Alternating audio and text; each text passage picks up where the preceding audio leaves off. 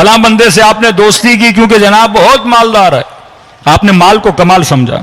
लोग सियासतदानों से दोस्तियां करते हैं, वज़रा से दोस्तियां करते हैं, और ये ज़माना तो सेल्फियों का ज़माना कि कोई भी बड़ा बंदा पकड़ लिया और आपने सेल्फी निकालना शुरू कर दी। अब इंसान अक्लमंद ये सोचे कि अगर मैं किसी सेलिब्रिटी के साथ सेल्फी निकाल रहा हूं, उसके साथ सेल्फी निकालने से क्या उसका कमाल मेरे अंदर आ जाएगा?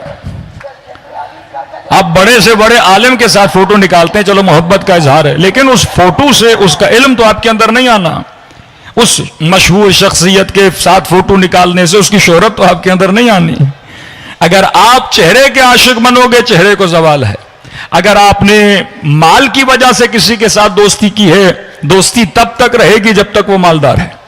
अगर हुस्न की वजह से कोई आपके साथ दोस्ती कर रहा है, हुस्न जब तक रहेगा तब तक ये दोस्त रहेगा। अगर शोहरत की वजह से कोई दोस्ती कर रहा है, शोहरत जब तक रहेगी ये दोस्त रहेगा, और जिस दिन वो चीज चली गई ये दोस्ती भी खत्म हो जाएगी। तभी मासूम फरमाते दुनिया की कोई ऐसी चीज नहीं जिसे हमेशा कमाल रहे। हर शय को खुदा ने दुनिया में क्या दी है? फना दी है। तभी कहा आशिक बनो किसके? ला इलाहा इल्लल्लाह के आशिक बनो।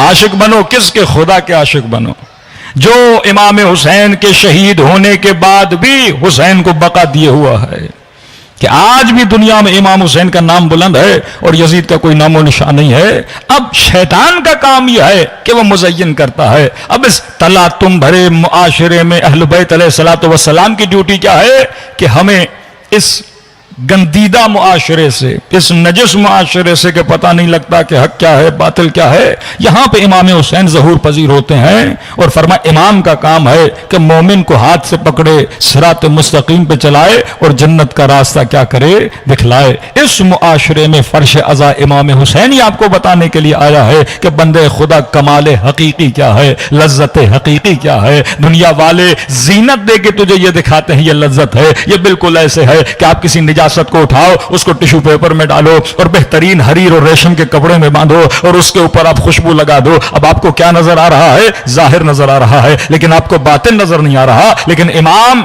चीजों के बातिन को देखता है। इब्ने साद रे की हुकूमत के जाहिर को देख रहा है, लेकिन इमाम हुसैन उसे बातिन बता रहे हैं कि इब्ने साद रे की हुकूमत तो दूर है, लेकिन रे की हुकूमत या रे की जमीन के गंदम का दाना भी अल्लाह तुझे नसीब नहीं करेगा। लेकिन जो आशिकान इमाम हुसैन थे, शब आशूर अपने खेमे में बिठाया, दो उंगलियों के दरमियान उन्हें दिखाया कि तुम्हारा मकाम जन्नत मुअल्ला में क्या है। सलवात पढ़े मोहम्मद व आले मोहम्मद।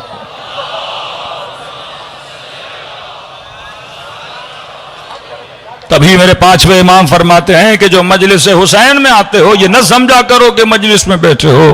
फरमाया हकीकत में तुम जन्नत के बागों में से एक बाग के अंदर बैठे हुए हो। ये उसकी हकीकत है। जब दुनिया से जाओगे तो पता लगेगा खुदा ने किन कमालात से तुझे नवाजा था। तो हमने अर्ज किया जब तक हमारे वजूद में वो सिफात नहीं आती जो असहाब इमाम हुसैन की सिफत थी। मैं थोड़ा दोहरा रहा हूं ताकि जिन लोगों ने आज ज्वाइन किया है वो चीजों को समझ ले। हमने कहा पहली सिफत, अगर चमकना चाहते हो असहाब अबी अब्दुल्लाह अल हुसैन की तरह, अगर अपने वजूद में वो नूर पैदा करना चाहते हो जो असहाब इमाम हुसैन में था, एक एक सिफत को पढ़ो। बड़ा आसान है। कहते मौलाना आज इमाम ज़माना नजर नहीं आ रहे, हम क्या करें कुर्ब खुदा के लिए? तो मैंने कहा वो सिफात अपने अंदर पैदा करो। यही काम करते थे कि पूरा कूफा गुमराही की तरफ है, लेकिन हबीब वहां से निकलता है, मुस्लिम इब्न उसजा वहां से निकलता है, हानी इब्न उरवा शहीद हो जाते हैं, मुस्लिम इब्न अकील शहीद हो जाते हैं। ये भी तो उस जमाने में थे। उन लोगों के लिए शैतान ने किसी और चीज को कमाल बनाया, लेकिन इनके पास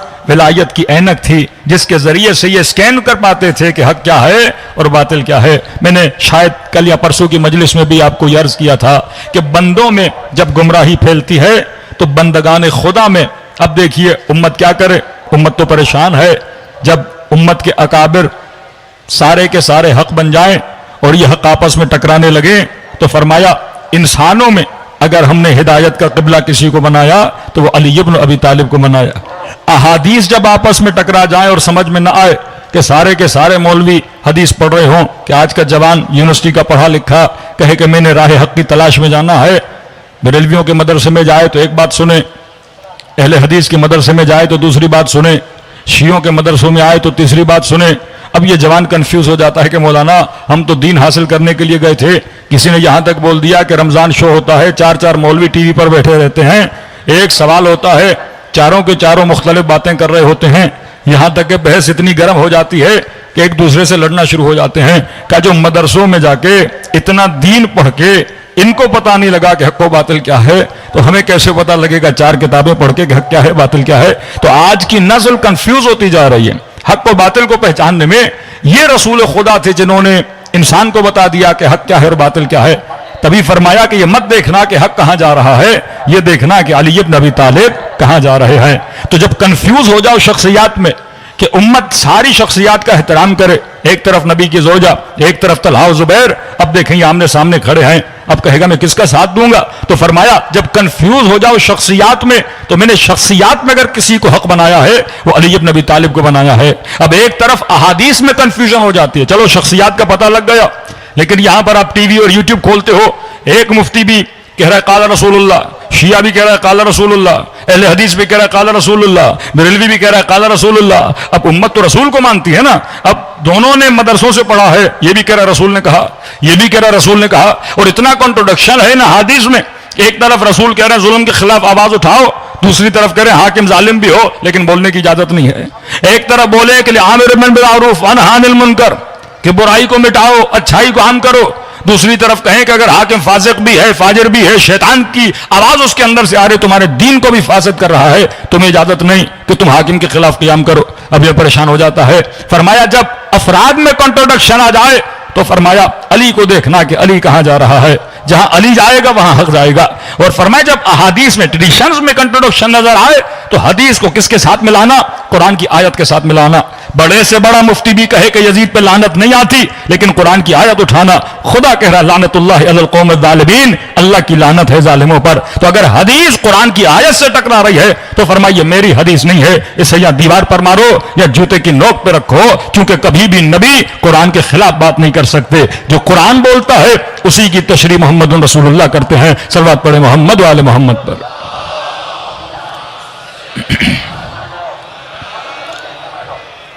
वअज्जिल फरज